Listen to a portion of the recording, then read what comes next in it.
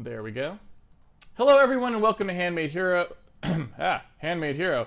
I don't know why I kind of got there was a little bit of a voice crack there on my Handmade Hero. Normally I'm good at doing the introduction, but not today.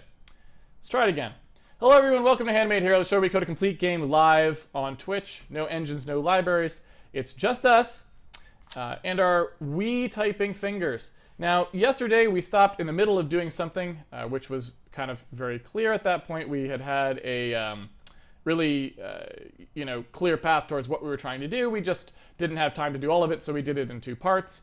We did the runtime part first, and today we're going to do the asset packing side of it. And what we were doing was converting our font system over to allow it to have more information about the fonts at runtime than it used to. So we had a bunch of ad hoc values we'd put in there to get the font system working, and then what we did is we moved those ad hoc values into an actual set of tables per font that the game could load, and that way it can represent a whole variety of fonts and a whole variety of information about those fonts and use them at runtime. Now, the important thing about that is that those tables have to come from somewhere. So although we did the code that we need on the runtime side to actually use those tables, we do not actually have the pipeline set up to get those tables from the asset packing stage into the game. And there's two things we have to do for that. The first thing we have to do is actually pull those tables out of Windows. We're not currently doing that, so we have to go in the asset packer, do that, pull them out of Windows, write them to the disk. In our asset pack file. But then the second thing we have to do is at the time when we actually go to run the game, when we load that asset pack file, we have to pull those font information tables off of the asset file, pull them off of the drive, out of the asset file, and do some remapping. Because remember, we allow multiple asset files to be merged together, which means that things like bitmap IDs are not stable. They actually get moved at load time. And so because we know that our font includes a bitmap ID table in it, for example, that is something that we would then have to make sure we remapped properly. So that's about it. It's not very complicated what we're doing, but it's a fair amount of work. It's just typing and debugging. Sometimes code tasks are very heavy on the mental processes where you're having to figure a bunch of things out and it's tricky and there's a lot of thinking to do. Other times programming processes are more just about some very basic tradecraft, making sure you're not doing anything stupid, but on the most part you're just doing something very straightforward. That doesn't mean it's necessarily going to be a cakewalk, right? You can always have bugs that take you a while to find, or you just make a silly mistake somewhere. That's totally possible. But for the most part, what we're doing here is very, very straightforward. Nothing tricky about it. It's just a bit of attention to detail and typing, and that's all we really need to do. Now, today is day 171, so if you would like to follow along at home with what I'm doing, go ahead and unpack day 170 source code. That's the source code that I'm starting with today. And so let's go ahead and see where we left off here. If you remember correctly, when last we left, we were still running, but we were running with no actual fonts showing up on the screen because we had converted our system to expect to load those fonts, the font information off disk, and of course it's not there. So our game is still running totally fine. There's nothing wrong with the non-font part of it, but our fonts, which were displaying up here previously, are no longer there. So what we'd like to do is go get those font tables working, and that way we can have our fonts back, and then we will also be able to do a bunch of nice stuff with them, like have correct kerning and that sort of stuff. So let's go ahead and start at the beginning, which is going to be that asset packer. The test asset builder obviously has some work. We've got to put in some serious work here to get this font stuff working, because if you remember, we kind of cheesed it out, and with good reason, because I wanted to wait, of course, until we got to the point where we actually knew what we wanted for fonts. But we kind of cheesed it out, and what we do here actually is we call load glyph bitmap to load glyph bitmaps every time we come through here and actually want to extract a particular font character. Well, that's not really going to cut it anymore, because now we actually have an official sort of concept of a font, and so that font itself needs to sort of be represented in the asset table and needs to be taken care of specifically. So what I'm going to do here is I'm just going to take it one step at a time, like we always do. I'm going to slowly start adding, I'm going to slowly start adding that notion in here until we've got things represented in a way that makes some sense. So in order to do that, the first thing that I'd like to do is not actually really change the way that this code works in any significant way. All I'm going to do is I'm going to make the actual font loading work with like multiple fonts and the concept of a font specifically, rather than sort of this cheesy thing we did before, where you notice like we had this sort of ridiculousness where really you could only use one font because we had some statics in here. That stuff is all stuff that we would want to replace anyway, because it wouldn't work if we wanted to pack multiple fonts. So now's as good a time as any to replace it, and that will put me into a good position to start having those fonts be first-class citizens in the asset file, because now there will be an actual concept of a font in the asset packer, which there had not been before, and that's relatively important. So what I'm going to do here is I'm going to go ahead and take the second to look at this game assets thing. You can see that we have an asset source. The asset source is the thing that sort of tells us how to pack something. And so you can see in here we have this first sample index, this code point thing.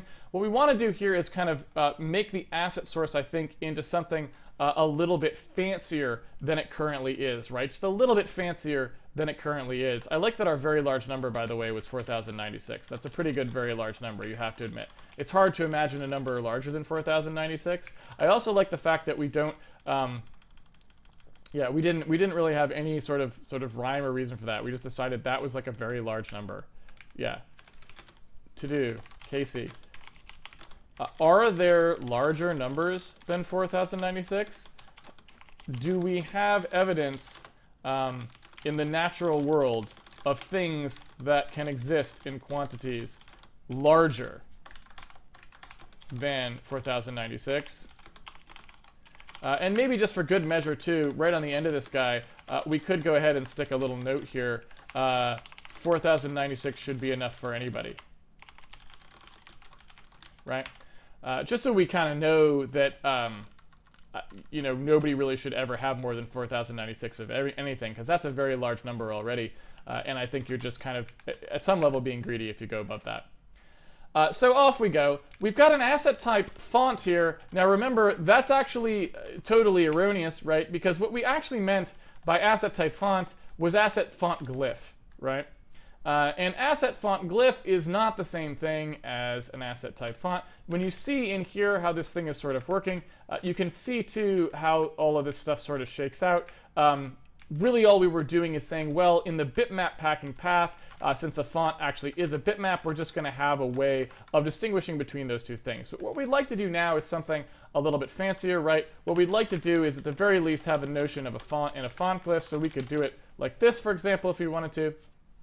But further than that, I think what we need to do here is say that we have, for example, an asset source font glyph, something like this, right? And maybe a asset source. You know what? We could even make this a little bit, sort of cleaning up a bunch of this stuff a little bit more. But something like this, right? Asset source sound. And I'm really just making this sort of mirror the kind of construction that we're doing in the asset system normally. Now we're doing it in the asset packer. Since there's a couple different types here, we're just going to allow them to actually be a little more explicit about the fact that they exist and do different things, right? And again, I don't care super much about this code. It's just an example of an asset packer for people who want to write their own asset packer. But that doesn't mean we want it to be completely crappy, and we need to add a feature. So now is as good a time as any to make sure that it's relatively well cleaned up. And so if you take a look here, what I'd like to do, since we've got these asset sources in here, right? What I'd like to do is just get the code working with those first, and I'd also like to introduce the notion that there's going to be sort of a font state or something like that, right? There's going to be something like a loaded font or something like this. I don't know. And that loaded font, what I'll do is I'll go ahead and I'll grab all of this stuff, right, that we were doing before that was kind of jankily done in here, and we'll just make that loaded font actually be sort of a real first-class citizen that stores that data. Again, these are very simple code changes. All I'm doing is just a base amount of cleanup necessary to make the asset packer not awful so that we can add a feature to it. Because again, we don't really care about this asset packer in any particular way, but we don't want it to be so bad that it's wasting our time when we try to add features that we need for our testing purposes, like we have right now. So, okay, so if I was to come in here, what I would say is that font glyph, in addition to the code point, will actually take a loaded font as well, right? And in fact, this might do that same thing. So the asset source font would take which font it's trying to say we want to pack into the file, and the asset source font glyph would do something where it's saying, oh, okay, I got which font I'm supposed to be, and then which code point I'm actually using there. So that seems reasonable. Nothing particularly weird about that. So we'll go ahead and continue on from there. All right, so recompiling now, we should get a bunch of compile errors because we're doing a bunch of nonsense here.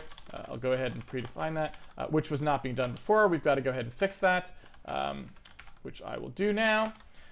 Okay, and so here when we're actually doing our sourcing stuff, now everybody who was trying to access stuff like this before is going to have an issue with it, obviously. And so, we're going to have to sort of fix this up. Instead of passing a font file and a font name, neither of which make any sense at this point. And you know what? Let's just go full pull. We might as well go full pull here. File name's gone, right? That's just gone.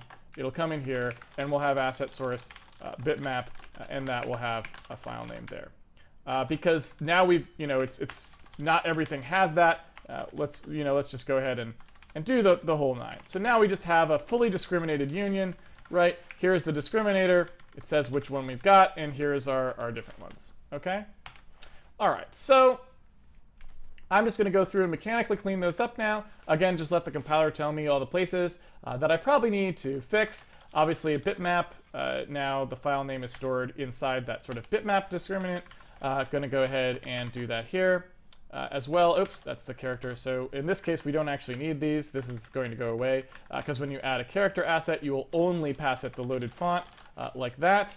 And so inside here, we just have font glyph, or what did I call it? Just glyph? Yeah, just glyph. We have glyph, and the glyph code point we need to specify, and the glyph font we need to specify, but that's all, right? That's all we need. So moving downwards further, we've got the sound. The sound does need to store its file name and its sample index. Nothing changes there. And then in here, obviously, we have to pull from the correct places, and so we will go ahead and do that now. So, oops, that's the font glyph path. Didn't mean to do that. We want to do it right there.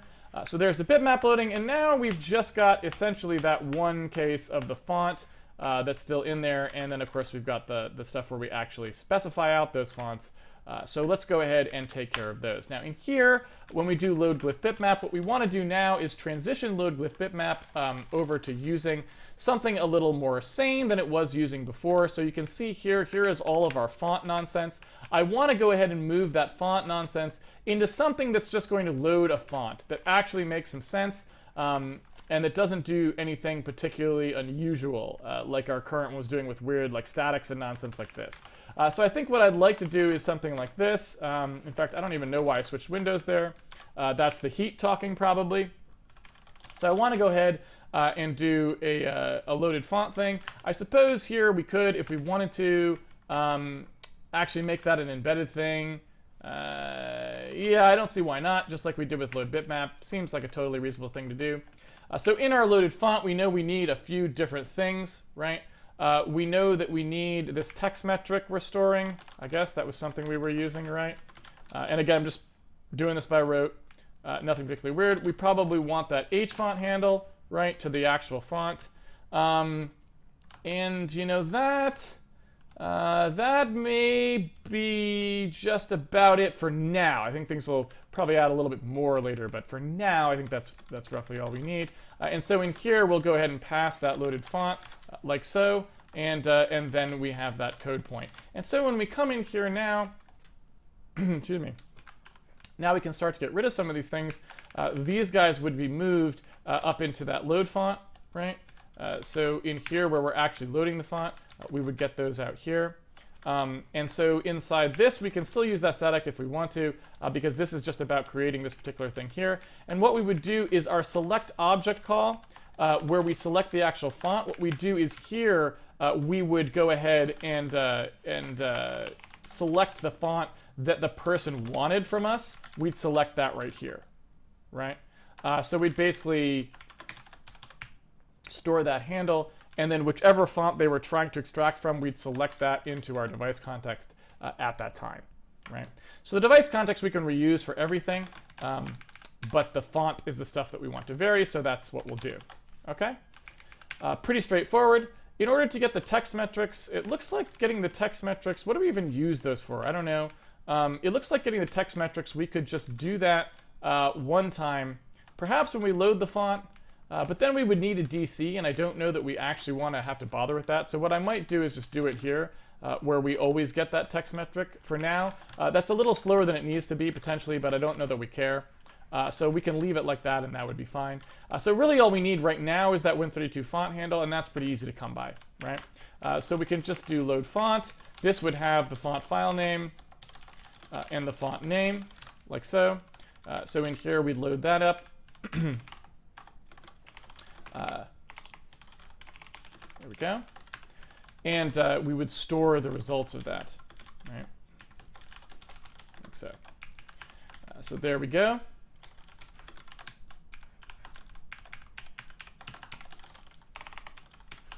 Now we've got a way to load a font separately and then reuse that font. And so now we can have multiple fonts, which is also good.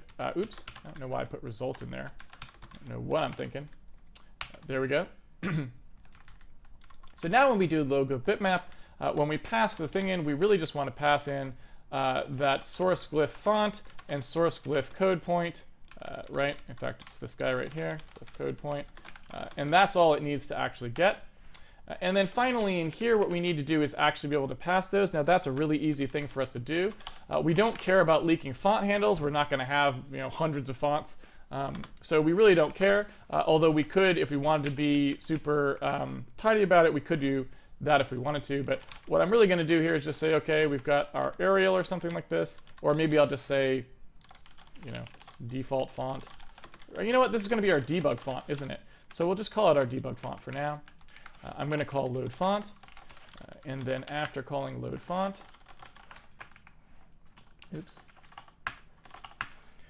after calling load font, we will have a font handle that we can use to add our characters that we wanted, right? So there we go. There's the debug font. And if we want to, we can like do a free font, right? We could, if we wanted to, at the end of this, do a free font, like so. So if we cared about how many of these, if we were going to do millions of fonts or something like this, heaven help us, right? We could do that. We could say, okay, here's the loaded font, and all that's going to do is free that font handle, right? So I don't actually remember. I think it's just destroy object would be my guess. That's the typical way in Win32 that you get rid of a font. But I'm going to go ahead and double check. Usually the create call in Windows, the documentation for the create call in MSDN will tell you what Windows would like you to free it via, right? And so delete object, there you go. And so delete object just takes anything that comes from GDI pretty much, and you can delete it. So I was close. It's not destroy, it's delete. So yeah, okay. So that should do it, I think. And now we've converted to like loading fonts, and so now we can have our fonts, be a little more stable, and we can have multiple of them and all that other good stuff, which we're going to want to test because we know we might want to have multiple fonts. In fact, we definitely do. We want at least a font for the game that we might use to display text in the game, and a debug font that we use for our debug display, and those will probably not be the same font, right? So we know we want at least two, and we probably want more because we're probably going to want different fonts for different languages and other stuff like this. Okay, so if we do our load font and we assume all that works, then our load glyph bitmaps should work too, and all of that's good.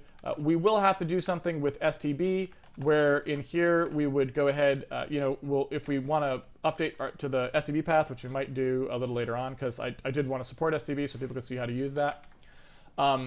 We'll do that a little bit later. So right now we've kind of broken the STB path, right? If I was to turn STB back on, you would notice we'd have a bunch of problems there.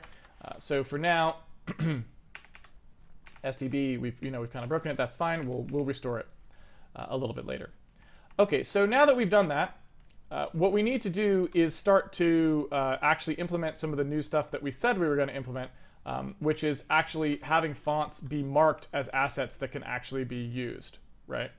And so in here, if we have begin asset type, what I'd like to do is sort of separate these out, right? So here's the asset type for font. And here's the asset type for font glyph, right? I don't actually remember what that was. Is it this way? Yeah. These are font glyphs. They're things that are, actual bitmaps that are being used to display the font. And then these up here are actual fonts themselves, which are kind of the centralized piece of information that tells us all the other stuff that we need to know about it. So I want to be able to do something like this, where I do add font asset, right? Like so, add font asset. And, that would just be something that takes this font and says, you know what, I want to add this font to my set of stuff. Okay, pretty basic, nothing weird going on there, right? But again, just going through the motions. So that's all good. Now what I have to do is actually implement that, right? And again, this is just so I'm doing the exact same thing I did with all the rest of this stuff. All I'm trying to do is make it so that there is some entry in the asset packing table, so that when it goes through everything, it will know to pack that font in. So I've got the font name and the file name for the font in there, right? We come through here, we do our standard thing for getting the font ID, right, like so. And then we get out the source that we wanted. We would then take an HHA asset, I guess, and we would do all the same stuff. Looking at this, I feel like this code is really boilerplatey, right? Don't you feel like, I don't know about you, but I kind of feel like internal something that was going to return us like kind of a little package here might be in order, right? Something that was going to be like this, like that, struct asset, because I don't think we have a struct asset. So we do something like, oh, you know what? We'll do added asset, like so. When we do struct added asset, we would have in here the ID, right? And then we would have that HHH asset pointer, like so. Yeah, something more like that. Does that seem reasonable? And then what I wanted to do was just have, okay, added asset, add asset. And that would just do all of this stuff for us, so that we don't have to do the part that's the same, right? That's the same for everybody. So this stuff can just be, and again, this is classic, totally classic impression-oriented programming here. I'm just seeing something happen multiple times, I'm pulling it out, right? Really, really basic stuff, but it helps keep the code sane, it keeps the code smaller, and it keeps you from having lots of different places that do the same thing where you're likely to change one and break something, or, who knows what, right? Okay, so looking at this, what we need is we need the game assets pointer, which is going to do this. Looks like everything else is kind of on autopilot for the most part. Right? This is just the index. That's all really straightforward. The tags are all the same. Yeah, so really easy, really easy conversion. The result here is just going to be whatever that index is, and the HHA is just going to be the HHA that we already had to pull out, right? Really basic stuff,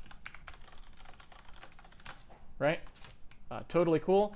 And now, again, you get to see that really nice cleanup happen. So, we can just go ahead and say add asset now. We pass it the assets, and that's all we needed to do. Gets rid of all of this code, right? And then we've got that easy access where we just say, okay, the HHA bitmap, set the parts that are specific to our bitmap, right? So that's pretty straightforward. The asset source itself looks like it's also used here, right? And so what I'm going to do is I'm going to pull that out. So it also has that. Put that right in here. And so there we go. Again, just making it really easy on myself. So there we go. And the assets, to return the bitmap ID, I just need a result equals asset. I could even do something crazy here if I wanted to. It's not worth it, though. I'm not gonna. All right, so something like this, right? And what I can do then is I can, excuse me, Well, that's kind of weird. I don't know why I called that. It's supposed to be called add font asset. Yeah, I just didn't finish. I stopped in the middle of adding that guy. So anyway, that looks like it works just fine. So I'm going to go ahead and finish up doing the rest of these guys that way, right? We got this add asset thing. It just gets rid of a ton of code, right? So there's adding a character asset exactly the same way. There we go. Really, really simple. And there's our bitmap ID, result equals asset.id. And again, sound, same thing, right? Can clean up all of this stuff. And we only have to keep the part that's actually specific to what we wanted to do with that sound, right? So there that is. And there's that sound ID. And this just feels good, right? It just feels good to get rid of that redundant code so that you know it's nice and tidy in one place now and easier to debug and maintain. So let's finish it up. That font, this was the instigation for the whole thing, was the fact that I needed to add this add font asset. So there we go. We've got the asset there. I'm going to go ahead and get rid of all of this. Looks like we hadn't actually done any of this yet anyway. So it looks like we'll have to actually do it now. So let's do that. So let's get our font. Got to set that stuff. We got to set this stuff. And so we'll do that in a second. And finally, we'll go ahead and fill out that result struct and return it. So that would allow us to actually add a font asset. So that's good. What we want to do here is load up that file formats thing so that we can actually see what fonts themselves have in it. They've got a code point count. They've got a line advance. Those are the two things that they have to actually store. And so that's something that we need to know. And so when we do an add font asset here, I think what we'd like to do is maybe change this up just slightly. Maybe do something like this. I don't know how you guys feel about that. And then expect the font to have those things in it, right? Does that make sense? And so then we'd just go ahead up to here to our loaded font. We'd store these in the loaded font instead, right? Or, you know, we could also just not store them at all. We don't actually have to store those if we don't want to. That's another option. So we could just say, you know what, we don't ever actually store those anyway. But we now know that we need two things in our loaded font. We need the code point count and we need the line advance, right? Now at the moment, when we actually do a load font, it turns out that to get those, like the line advance, we could probably get, but the code point count is just something we're going to have to hard code for a moment. Because if you think about it, we haven't actually really done any work to decide what ranges of text we actually want to support. So yeah, knowing how many code points there are is actually something that's kind of a little bit of a different thing. So I'm just going to assume that we actually just pass that in, like so on. Okay. And then the line advance is something that we kind of want to be able to get out of the font itself, right? And that was something we probably can get from the text metrics. But again, that would require us to be able to get them out of a device context. That's not really a big deal, but it means that it kind of instigates this move a little bit. So let's just go ahead and do it. No time like the present, right? So if we were going to do that, we would have to do our select object, like so, right? Do our select object, get those text metrics out, and now we could actually have the text metrics, which I think give us that size that we're looking for, right? Text metric. TM height. Let's see what else we got. Internal leading, external leading, weight, overhang, first go, last go. So let's see.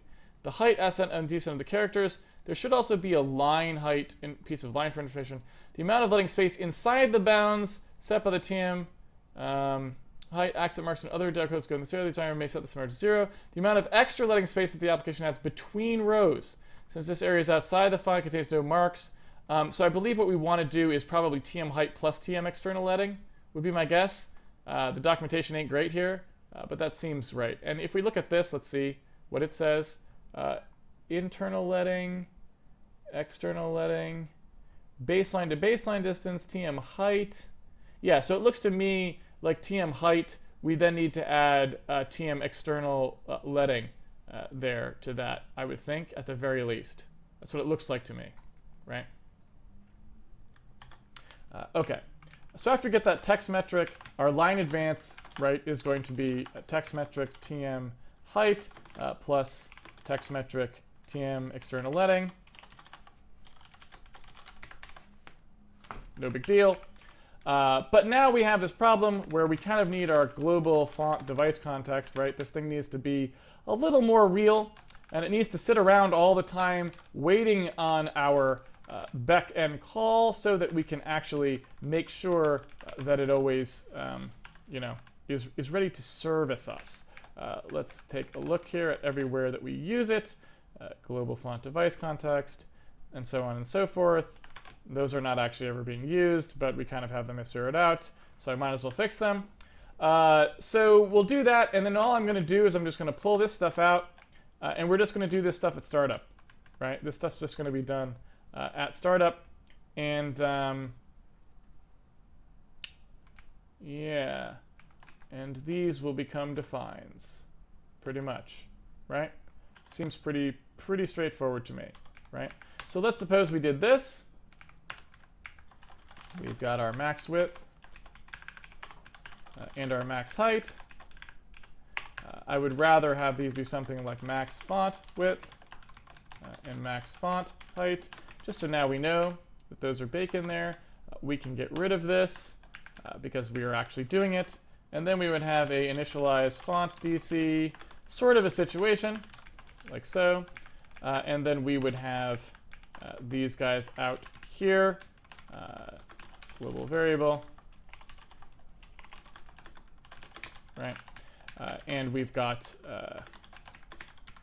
global font device context global bits, right? That all seems totally fine. Nothing particularly weird going on there, right? So global font device context. Let's go ahead and delete that. We don't need any of that checking anymore. We go ahead and initialize everything. Global font device context. And then we also need to get those bits out right there. So that's all fine. Let's see where the bits is being used. Right? So that's all good. And now we just need to make sure that at startup we call that. We only need to call it once, and then our device context would be good to go, and we can use it everywhere we want. Right? So right before we do anything, we need to go ahead and initialize that. That's totally doable. And yeah, there we go. Let's move this up here into the global section.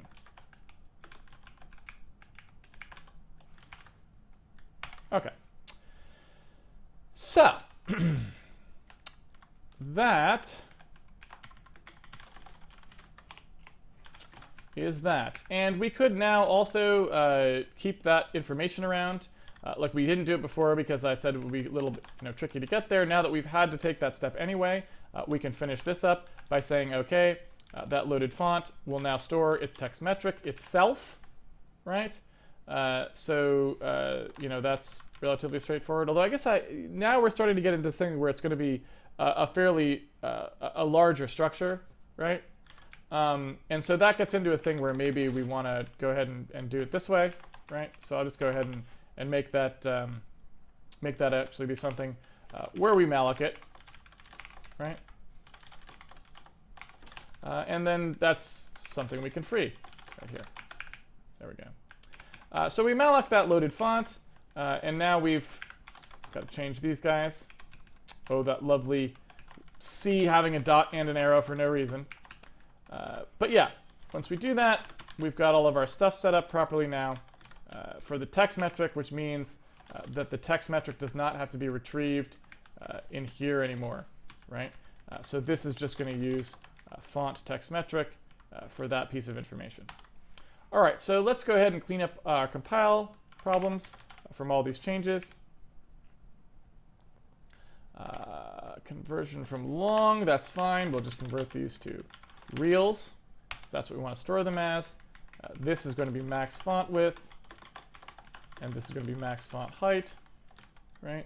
Actually, I'll just do a search and replace, max width, max font width. So go ahead and switch that up.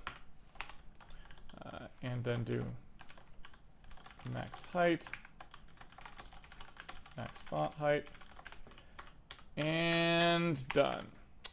Okay, so in here, we are finishing up that font stuff. We've got the line advance and the code point count now. That's all good. File name is not a member of asset source font. I agree with that wholeheartedly, in fact. So let's take a look at what we actually need to fill out there. What we actually need to fill out there is just the pointer to the font. Okay.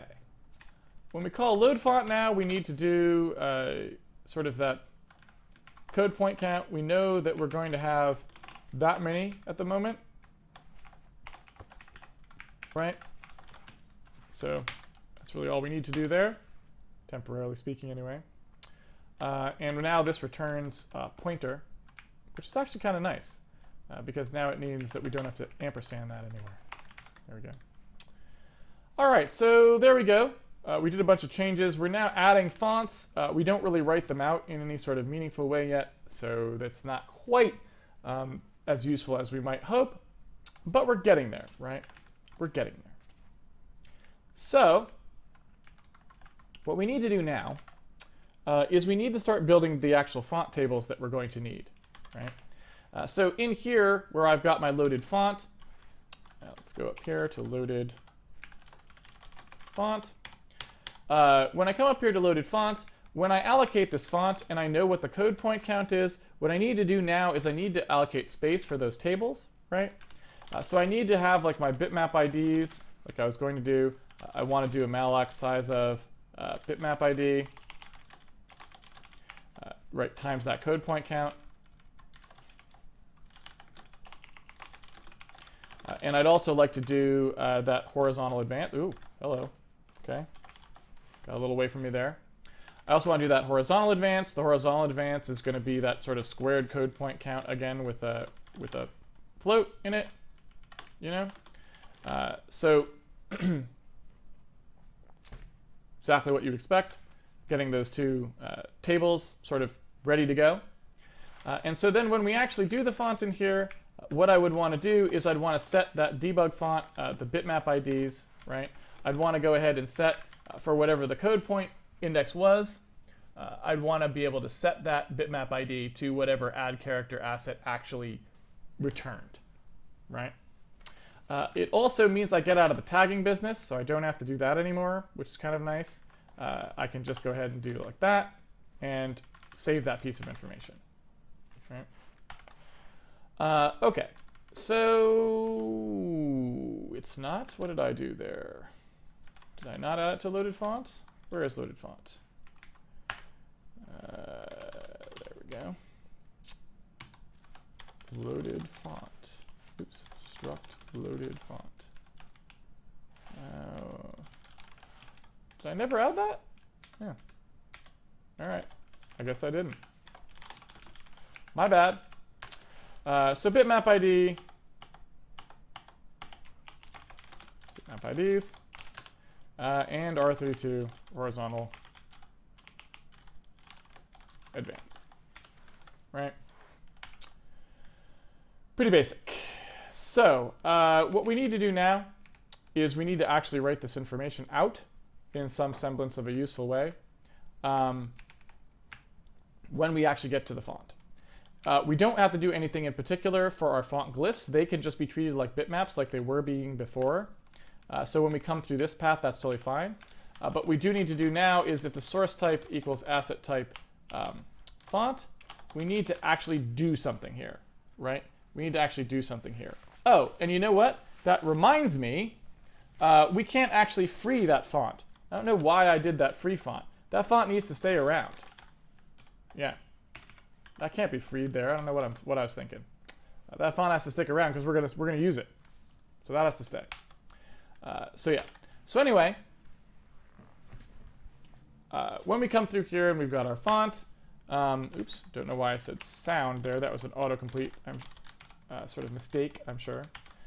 When we come through and get our fonts, we now need a way to write those out. And you can kind of see how exactly that was working.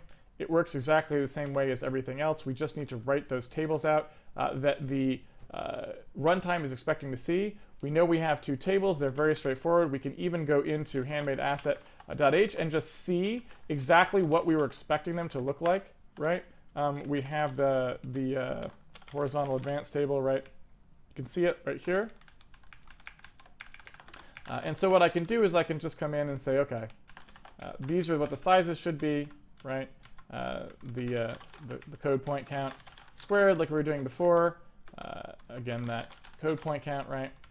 That's exactly what we would expect our sizes to be. So all we have to do now is just fwrite them. We need to fwrite them in the order that they're expected here. They're expected code points and then horizontal advance. So all I have to do is just do two of these guys, right? Exactly the same kind of writes that we were doing. First for that code points, right, size, and then for the horizontal advance, right?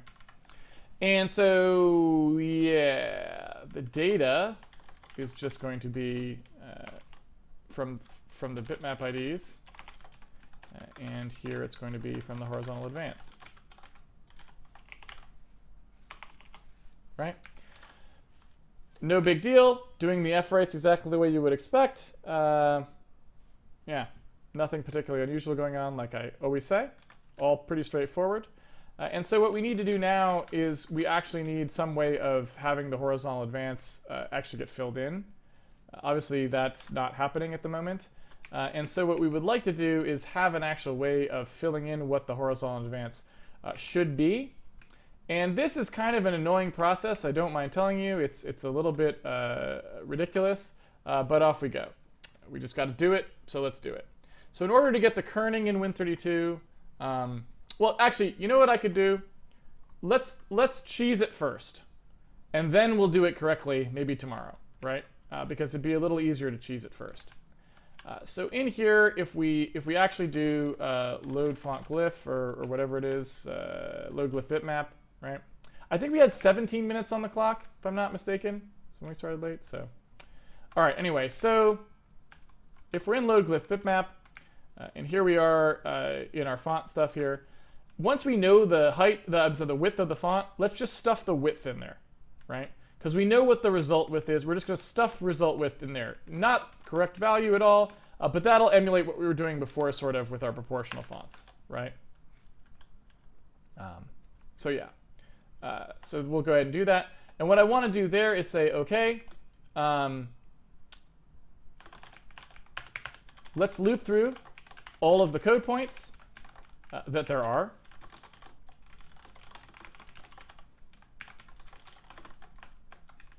Right? And for every code point that there is, we will say that if we're the previous code point, whatever the next code point is, it's going to advance by our width, right?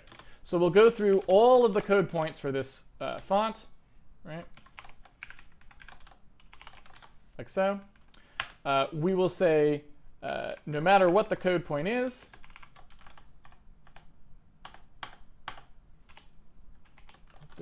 there we go. No matter what the other code point is, we're going to fill in its thing in the table. So whatever our font, our horizontal advance, right? We're going to go ahead and say that the other code point, I believe we have our code point, whatever comes after it, it's going to be our result width. And that's what it's going to be. And that's it. Right? Now, this horizontal advance table thing, I think we want to clean up a little bit. We'll talk about that probably tomorrow. But for now, we're going to leave it hand indexed like it is. Okay. So where is which code point are we actually doing? Oh, I kind of do an inconsistent capitalization of that, which is unfortunate. Right?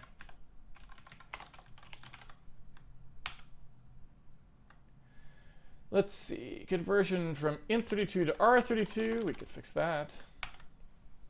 And finally font, so source font. There we go. All right, so now we're actually writing everything out. Of course, we've done a lot of changes, so I don't even know what's working and what's not at this point. We're just kind of in that sort of limbo stage. But, you know, something just happened. We wrote out something. Now we get to start the unenviable process of actually trying to load that in and make sense of it at all. And there's something rather special we have to do to make that happen. Now, loading in the font itself is trivial. It's just all going to happen automatically. Our load code here that we wrote just to do the same stuff as before totally works. Like, there's nothing unusual that has to happen there. It's all good. So really, the only part of this that's going to be breakagey, that's going to be breaky, is that the code points are indexes into the bitmap. You know, they're bitmap IDs, right? And the problem with bitmap IDs is that those bitmap IDs get rebased when the file gets loaded, right? So, you know, if we only had one asset file, then it wouldn't matter. But if we have 12 asset files, then each asset file as it loads has all of its bitmap IDs offset by the total number of bitmap IDs that there already have been, right? And so that, or I should say asset IDs, however many asset IDs there have been, right? So that is an issue, right? That is something that we can't really fix without having some way of when after we do the load, those things have to be spun through and corrected, right? Or we could correct them on the fly is the other thing we can do. And that's not too hard either, so maybe we'll do that. But either way, we need a piece of information, right?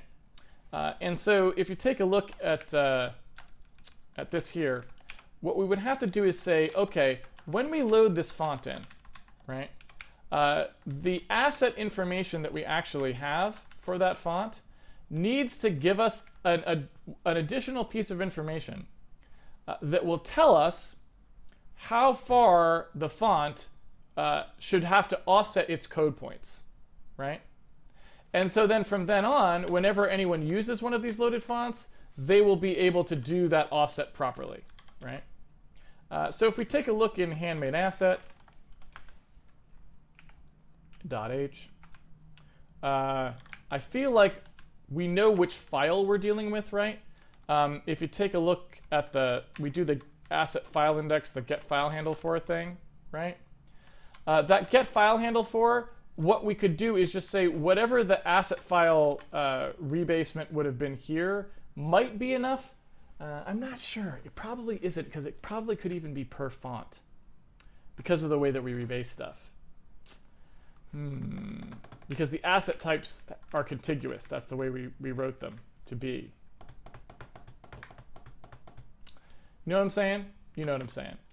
So if we take a look at our asset structure, you can see what it's got in here. It's got the HHA, right, and the file index. So in addition to that information, we would need to store whatever that rebasement is. So I'm just going to do that. I'm going to do that for right now. Say that we've got that. So it's just the font bitmap ID offset, something like that, and we'll see how that goes from there. But point being, so then what will happen is we'll just in here we'll say bitmap ID offset right equals whatever that asset structure is, asset font bitmap ID offset. Right? So that'll be set to 0 normally, but then when we load the things, it'll be set to something else. We'll see that in a second. So what we need to do here is just have our loaded font have that piece of information, which is the bitmap ID offset. And then whenever we're getting these, whenever we get one of these glyphs, right? Whenever you do get bitmap for glyph, it's just going to actually be offset, right, by whatever that value is. And that allows us to do our rebasing pretty trivially, right? Not much craziness has to go on there. All right. So let's see. Let's push this a little further. No operator found. Yeah. I agree with that. I agree with that. How about that? Does that help you? Apparently not. There we go. So, I think that's just about everything. The problem is we have not written anything to actually set that thing, right? So when we come in here and we do sort of all of our loading, right? We come in here, we're loading in our stuff.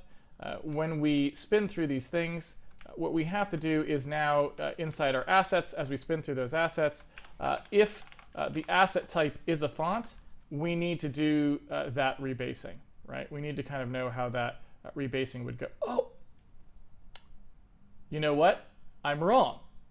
I'm totally wrong. We can do it per file.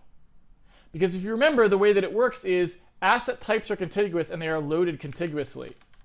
And since all of the glyphs are the same type, all we need to know is the base value, how far that base value got shifted for that file.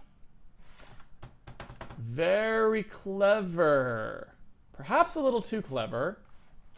The debugging is going to be fun, getting all this stuff working. But that means that this does not have to complicate our asset structure. It can just be a property of the file, which is much nicer, right?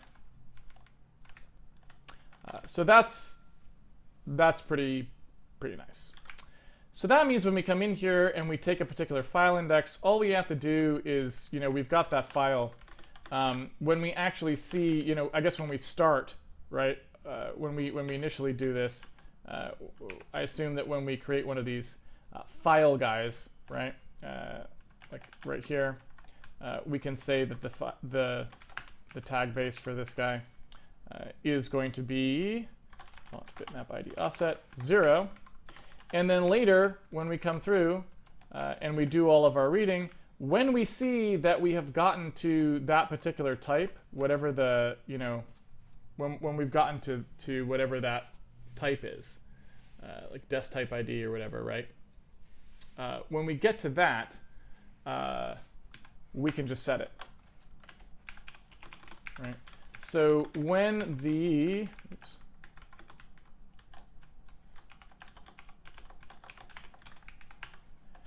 when the source type ID is going to be equal to asset type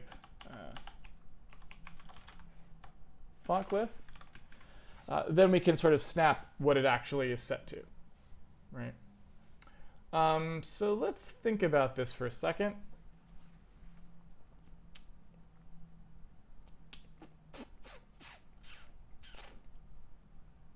Because we've got some things to think about here, right? So in here, we've got our asset count. So we know the first asset that would be loaded for a font glyph for this file, right? What we don't know is what the previous, what it thinks that should have been. Like what it thinks, we don't know the difference between that and what it thinks, right? What it thought the files were. But since in here we have first asset index, I believe it's just that, right? And to be certain, that's kind of assigned value, right? Because it may go backwards. I don't think it really can. It shouldn't be possible to do so, but just in case, right? So I think that actually does do it. But like I said, this is going to be quite the debug festival. With only 6 minutes left, there's no way we're ever going to get this working. This will have to be for tomorrow. But at least we've got most of our stuff straightened out. So the asset doesn't have that anymore. What does have in it is the file. So if we take a look at that get file handle for, you can see that gets out sort of the piece of file information that we want. So what we want to do here is grab that particular thing. So the asset file index, right? We want to grab that particular thing. And you know what? I probably want to do this, right? Get file for Something like that. The file index. Get file for asset. Is that even maybe? I don't know. Seems reasonable. Yeah. Get file for. Let's just do that. That seems better. Yeah. All right. And I just wanted to be able to put in a little assertion there. That's all that was doing. Nothing particularly fancy. And so that's just going to tell me which asset file we are. So there we go. Asset file, get file. There's our file index. Everything's fine. Everything's dandy. There's our result that we're returning. Like so. Oops.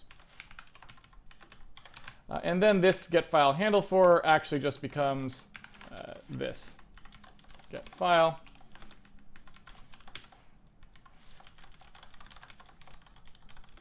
Right? Okay. Yeah. Now we do that. And now we have our font bitmap ID offset, which we wanted. That looks like I messed up.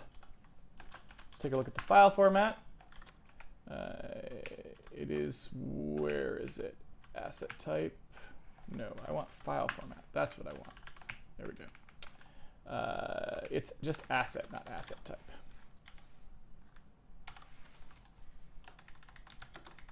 There we go. All right, so we're basically out of time. So I'm just going to go ahead and say that we will do the debugging for this on the next stream, because yeah, there's just too much stuff that we did there. So both things are sort of nominally done, but they're not going to work, is basically what it boils down to. So we basically, I'm kind of surprised we didn't get some kind of a crashiness in there, but we're more or less there. We just have to now go step through everything, clean up everything that might be buggy, and get ourselves into a working state. But that was everything. That's all the actual implementation we need to do. So now we're just down to the more straightforward process of making it work. All right, I will go ahead and go to the Q&A. So if you have any questions about what we've done today, now would be the time to ask them. Please prefix your questions with Q:.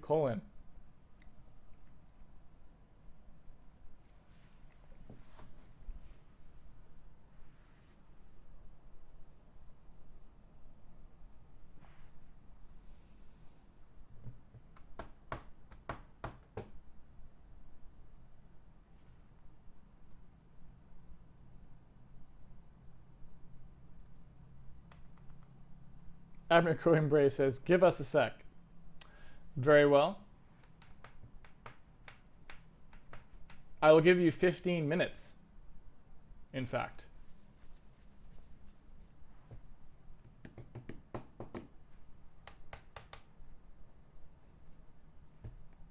Garlando Bloom, I tried to explain to someone that a color is just a uint32, and I am not sure it got across. So I think we talked about this on an episode of Handmade Hero. So it might be kind of retreading a bit. It might be best to just go back and watch some of the rendering stuff we talked about. But it's pretty simple.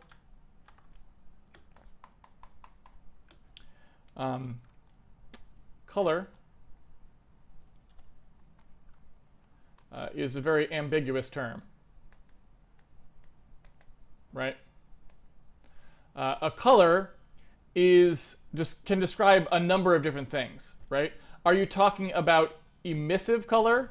Like, are you talking about something that gives off light? Are you talking about reflection, right? Are you talking about something that absorbs some light and only puts some of the light back, et cetera, et cetera? So color is kind of an ambiguous term. And so, I feel like you want to go back and watch earlier Handmade Heroes to really sort of talk about color and get color fairly solid. But what I'll say is, most of the time what we're dealing with is sort of the concept of modulated color. which is to say that somewhere in the game something has an idea of an amount of light that is occurring. And we are storing what percentage of that light gets through, right? So we're talking about, there's a certain amount of light coming into something, right? Here's some red, here's some green, here's some blue or whatever, right?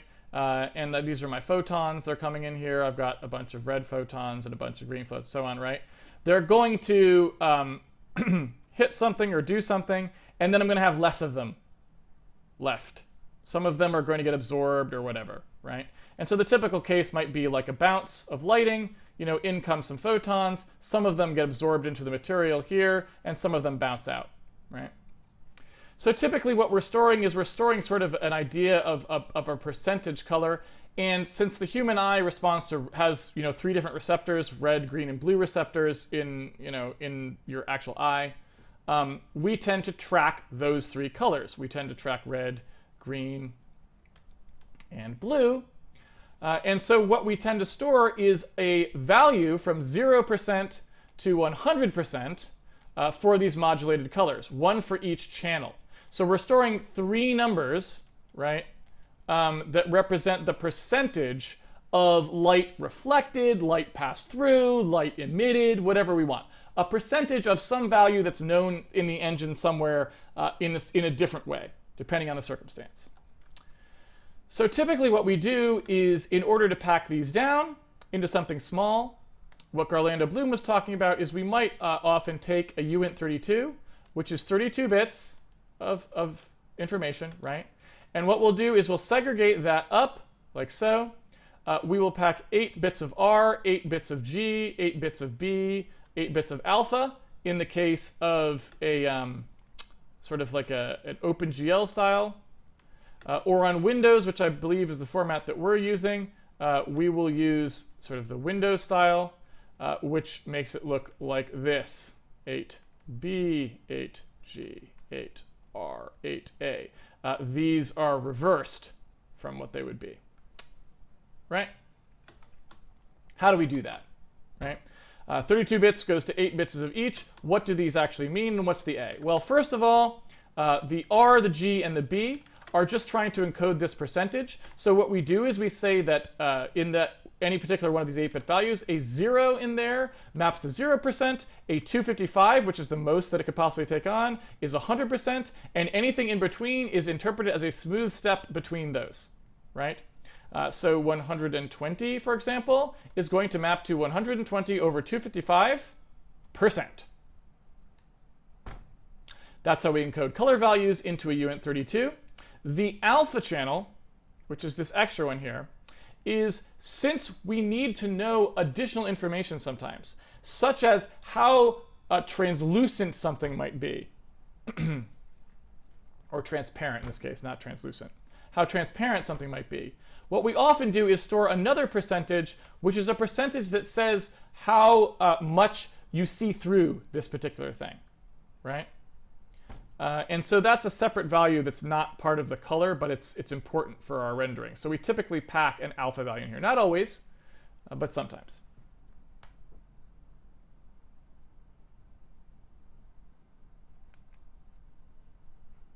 Robbie, you added text metrics into the struct and then decided to allocate. Why and what's the benefit? So the reason, my thought process there, just to explain it in a little more detail, was the reason I wanted to alloc this was just because I was like, well, it's starting to get pretty big, right? And so let's take a look at how big it actually was, right? Text metric.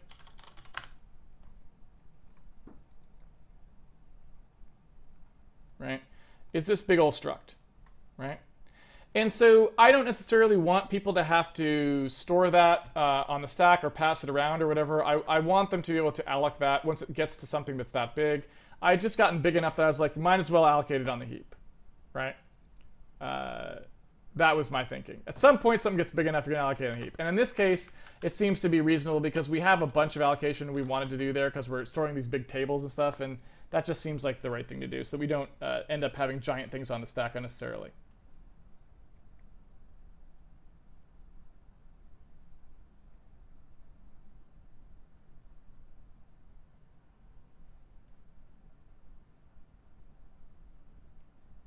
About the language having different fonts, would this apply to added packages by other people? Yeah, I felt like it probably would, right? My thinking was that people might want to add new fonts for new languages along with new translations into the game. And so, you know, there's not going to be much text in the game, I don't think. But, you know, there might be like item names and stuff like that. And so what we could do is make it so those item names are stored in the asset file and looked up by tag. And then we could introduce a tag for language, and then people can add however many languages they want, right?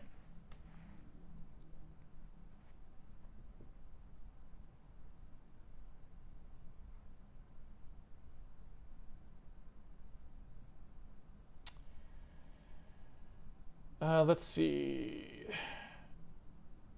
Garlando Bloom says, I'm talking about in terms of how the GPU cares about the color of a pixel as opposed to a struct with float RGBA, which is not really necessary for a buffer thing. You know, yes and no. So if you want to talk about the GPU more specifically, basically with GPU and a CPU, right, they're not that different at the end of the day. They're getting closer all the time, right? And there are still some very important differences between the two, and to really know what all the different important differences are, you'd have to be someone who worked at NVIDIA or something like this, because, you know, they don't necessarily tell you everything that happens on a GPU or a CPU for that matter. But point being, when these people are working on graphics, the important thing to understand about graphics, and the reason that, for example, graphics has a coprocessor in your machine, it has a GPU, you know, why isn't there a sound card in most machines anymore, right? Why isn't there a card for reading the joystick, right? The reason is because graphics is sort of the most data-intensive thing, the most compute data-intensive thing, because it is a two-dimensional piece of data, right? You have a screen, and that screen has some significant dimensions, nowadays at least 1920 by 1080, right? That's like kind of the minimum of what gamers probably expect to see nowadays. They're not going to be super happy about you shipping something else.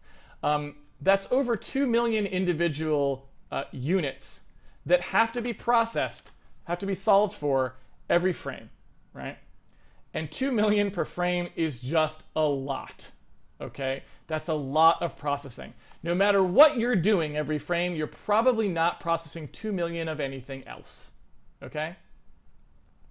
And so in order to produce that 2 million, of course, you have to think of everything that goes into it.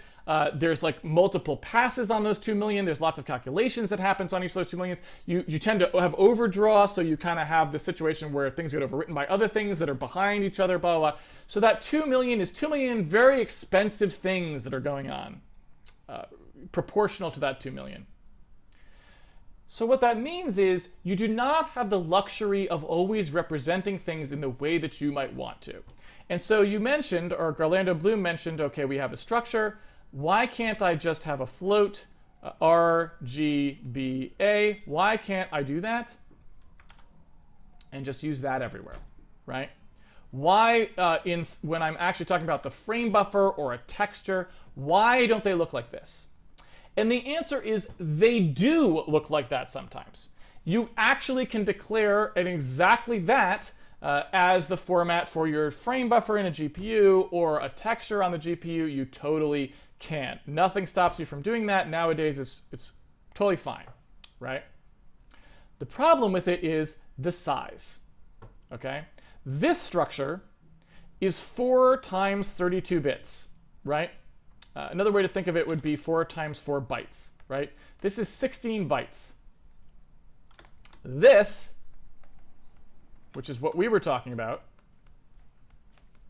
right? Having only 8 bits for each of these is 4 times 1, or 4 bytes, right? Not very difficult math here.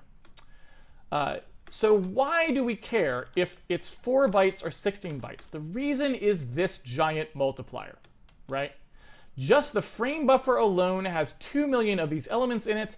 2 million times 16 bytes is just a lot bigger than 2 million times 4 bytes. Do we care about the size? Not necessarily. What we care about is the bandwidth, right? So that memory, the GPU, in order to operate on these things, has to go get them and pull them back, operate on them, put them back out to its memory that's on the graphics card, right? It has to do that work. And in order to do that work, it's sucking down memory bandwidth. Memory bandwidth is the most expensive thing on a graphics card. It is what gates the performance more so than probably anything else in a lot of cases. And so what ends up happening is if you can reduce that memory bandwidth by 4 times, right? This number is 4x this number, right? This is 4 times this. If you can have 4 times the memory bandwidth, that's like getting a graphics card from several years in the future, right? So if you take a look here, for example, list of NVIDIA GPUs, okay? I'm just going to pull this up so you can see. You can get like a little bit of a feel for it. So here's the GeForce series. Let's take the GeForce 500 series. You all remember this, right? Not that long ago, okay? 2011. So let's take a look at what the bandwidth was on that, right? Here's the memory bandwidth in gigabytes per second. You can see it here, 14 gigabytes per second, for example, on these guys, 28 gigabytes per second. Some of these got up to 128 gigabytes a second, all the way up to maybe like 192 gigabytes a second, right? That's the memory bandwidth that's quoted in here, right? Now let's scroll down, right, to, can we get a GeForce 900 series? There we go, right? Now let's take a look at the memory bandwidth, right? There it is, 336, right? Roughly 2x in a couple years' time, right? And so if you think about, it's just not growing that quickly, right? You just don't have infinite bandwidth. It's not this free thing. And so if you can say, I could get 4 times the bandwidth, right? Just by reducing the space required for these things to transmit them, I'm gonna, right? And this is the reasoning behind tons of things. Why do we have texture compression, right? It's not actually to fit more textures on the card memory. That's one positive benefit of it. But the real win for texture compression is it's less bandwidth. It's less memory bandwidth pulling textures on the card. So texture compression is about getting this number down from even 4 bytes. It's getting it down to 2 bytes or 1 byte, right, per pixel. You want to keep getting it down, further, right? And it's all about conserving that bandwidth. It doesn't matter how much memory you actually have on your GPU. It doesn't matter if you have a 32 gigabyte GPU. That's not really where the footprint cost comes in. Yeah, there are reasons why you want to have more memory on a card. It means there's less traffic across the PCI bus and all this other sort of stuff. There's good reasons why having more memory on a graphics card can be good. But the crucial thing to remember is that footprint matters for things other than just whether you fit on that GPU. It matters because the bandwidth is a very important part of the performance of the GPU. It only has so much to spend, and it's doing all of these operations, all of them pull from memory, right back out to memory, do all these sorts of things. Every texture you touch, every frame buffer access you touch, that is costing you bandwidth. And if you can reduce the size of your colors that you store in these things, that immediately cuts the bandwidth by whatever that reduction was. And that's really important. So hopefully that makes some sense.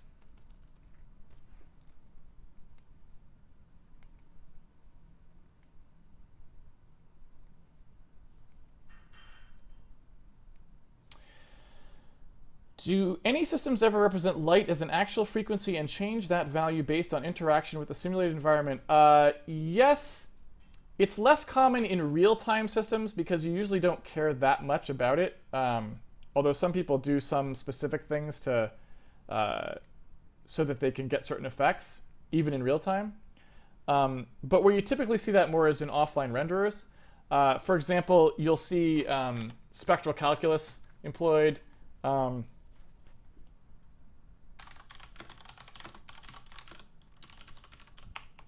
In offline renderers that go for quality, right? Let's see here, right? Here we go. Right, and they'll do stuff like defining the spectral characteristics of light, and instead of just doing RGB, they'll actually think a lot about what those actually are. And the reason for that is they have a bunch of things that they will then do correctly. Like, for example, refraction of light through prisms and stuff like this.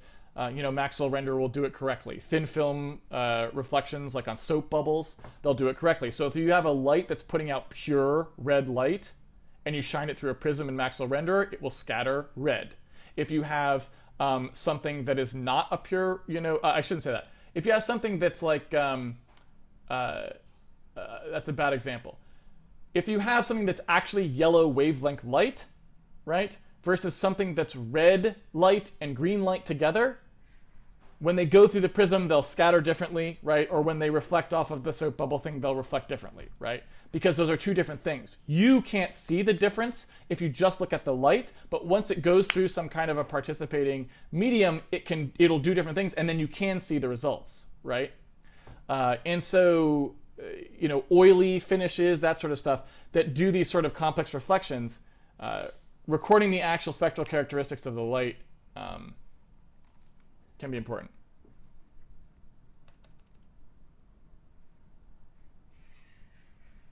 All right, let's take the last questions here. If you take in user input at some point, will you worry about blocking Unicode control characters? I don't foresee this game ever allowing text input of any kind, so I don't think that would come up. Robbie, so you care about the stack memory. When would you start to really measure it? Is it some gut feeling? I would never have had that idea before not getting an actual error. Basically, I don't like to return or pass things by value. It's less about the stack size. I don't like to return or pass things by value if they're not, less than 32 bytes or something. So that's, I keep my structs pretty small if I'm passing them by value, right? Let's see. What is HDR? HDR is high dynamic range. Basically what that means is when you make this approximation, right? If you have floats, you're good to go. It means you can represent any range of numbers, right? Because a floating point value is exactly that. When you make this approximation to 8-bit RGBA, you lose the ability to have a wide array of numbers because you only have 256 different shades. So you can't represent something as bright as the sun and something as bright as a candle, or the reflection from a candle, for example. Those are so far apart that if you tried to represent them with only 256 steps, you would have no lighting fidelity whatsoever. Your image would be ridiculously banded, right? And so all high dynamic range is it's basically figuring out a way to, one definition of high dynamic range is just do this. Everything's floating point everywhere would be high dynamic range, because now you can capture pretty much any range of lighting that you want, right? But what HDR often refers to a little more specifically is the act of finding other kinds of sort of packing formats that allow you to get back some of what you lost by not being in float, so that you can have, say, for example, still a 32-bit value, and it's like RGB and an exponent or something that tells you how to raise those RGBs to a power or something, right? So you still try to pack like a bigger range of values into still a smaller space, right? And Anonymous, do you think there will be a time when CPU and main bandwidth is fast enough to replace GPUs entirely, going back to the days of software renderers? Yes, I do. And I hope we see that day, because I am tired of dealing with GPUs. They're just a pain in the butt. All right, time for me to eat some dinner. I don't mind saying. So let's wind things down. Okay. Thank you everyone for joining me for another episode of Handmade Hero. It's been a pleasure coding with you as always. If you would like to follow along at home with the source code, you can always pre-order the game on handmadehero.org, and it comes with the source code even just starting today, starting every day. It has always come with a source code even from day 0.